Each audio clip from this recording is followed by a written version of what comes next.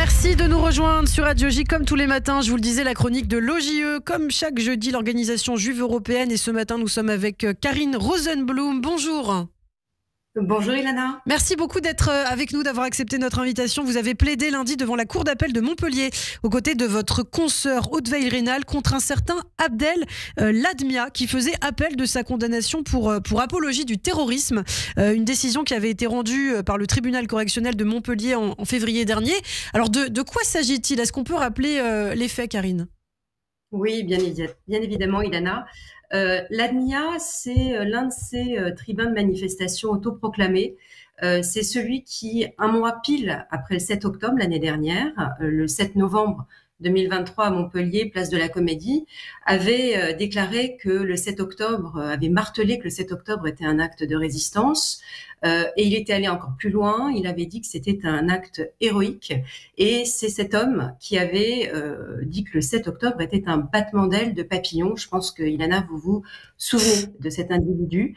Le battement d'ailes du papillon, c'est un peu comme une sorte de volonté prophétique exaltée de considérer que le pogrom du 7 octobre devait se propager dans le monde entier. Donc on avait vraiment pour lui un espoir de rébellion, donc quelque chose de particulièrement grave, tellement grave que le tribunal correctionnel en première instance a reconnu sa culpabilité pour apologie du terrorisme et l'a condamné fortement sur ce délit et sur les condamnations qu'on a obtenues à l'organisation juive européenne depuis plus d'un an.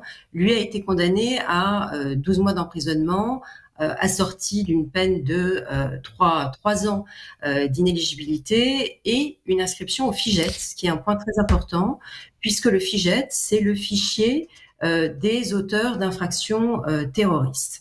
Alors, comment s'est passée justement l'audience? Comment il s'est défendu notamment?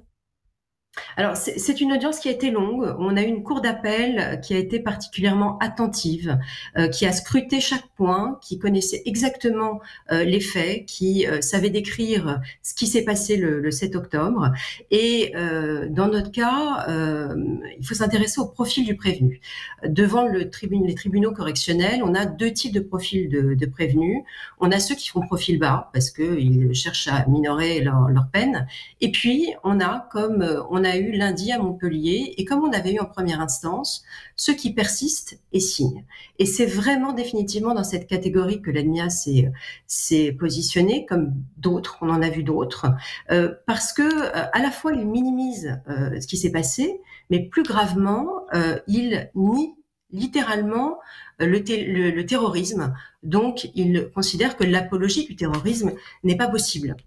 Et la négation du terrorisme, dans ce cas-là, de l'acte terroriste, elle est particulièrement forte dans tous ceux qu'on a fait condamner pour apologie du terrorisme, dès lors qu'il s'agit des Juifs d'Israël et plus largement dans le cas, dans les profils qu'on a, de l'Occident. Je vais vous donner deux exemples. À l'audience, la Cour, qui était perplexe, enfin c'est ce qu'on a ressenti face aux réponses, a demandé à Ladmia, qui niait totalement l'acte terroriste en Israël, en dépit des faits, qui coche toutes les cases de la définition de l'acte terroriste, ne serait-ce qu'en France par rapport à notre définition de l'acte terroriste, la Cour a demandé à Ladmia de donner deux exemples d'actes terroristes, des exemples d'actes terroristes dans le monde. Et Ladmia a répondu en 3 mots.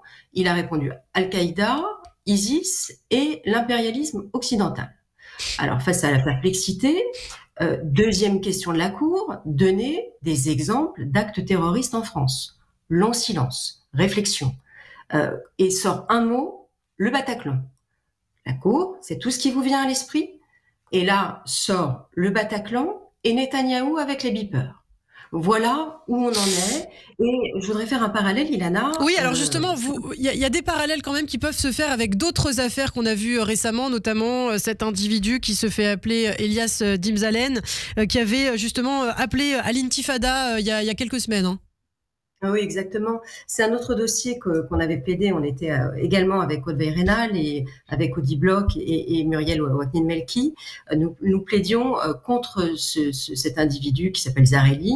C'est celui qui avait appelé à l'intifada dans Paris, place de la Nation, début septembre, et qui avait appelé à l'intifada à Paris, dans nos banlieues et dans nos quartiers. Alors, c'est pas à prendre à la légère, pas simplement pour la gravité des propos.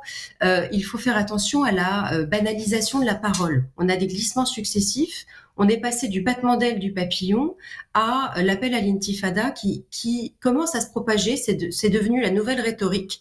Vous l'aviez encore samedi dernier lors des manifestations d'hommage à Romain à Crépol. On essaye de banaliser ce terme, de dénaturer les termes, comme on voit plus largement une recherche de dénaturation de la gravité du délit d'apologie du terrorisme. C'est pas un hasard si on arrive à un moment où LFI demande la suppression pure et simple du code pénal de ce délit. Alors, bien sûr, c'est plus simple de supprimer le délit quand on est délinquant, ça évite d'être condamné.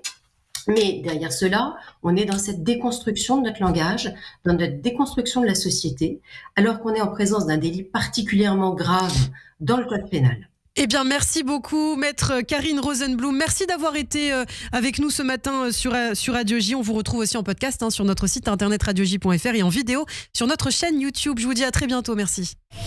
Radio J.